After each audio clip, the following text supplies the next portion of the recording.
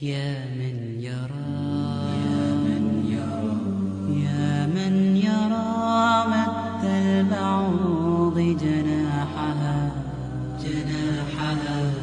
في ظلمة الليل البهيم الأليل يا من يرى أشهد أن لا إله إلا الله.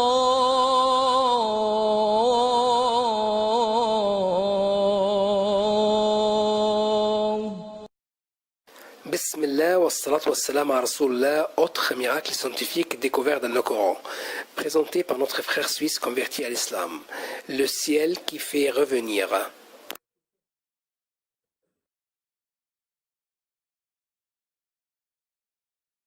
Au nom de Dieu, le tout clément, le tout miséricordieux. Allah exalté soit-il dit, par le ciel qui fait revenir. La vérité scientifique. Premièrement, l'atmosphère renvoie la vapeur d'eau sous forme de pluie. Deuxièmement, l'atmosphère repousse les météores dans l'espace loin de la Terre. Troisièmement, l'atmosphère repousse les rayons nocifs loin de la Terre. Quatrièmement, l'atmosphère réfléchit les radiations ondes courtes vers la Terre. Cela étant, l'on peut considérer l'atmosphère comme un miroir qui réfléchit les rayons et les ondes électromagnétiques.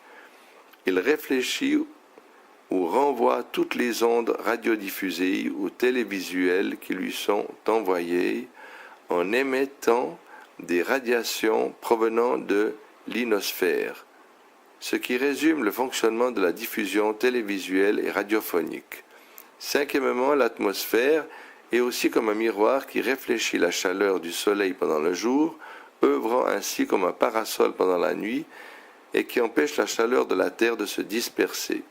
N'eût été cet équilibre, il serait impossible de vivre sur Terre à cause d'une part de la chaleur extrême du jour et d'autre part à cause du froid glacial de la nuit.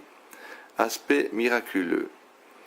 Le verset coranique ci-dessus fait allusion au fait que la caractéristique fondamentale de l'atmosphère est sa capacité de réflexion. Nos ancêtres se disaient que cela concernait uniquement la pluie.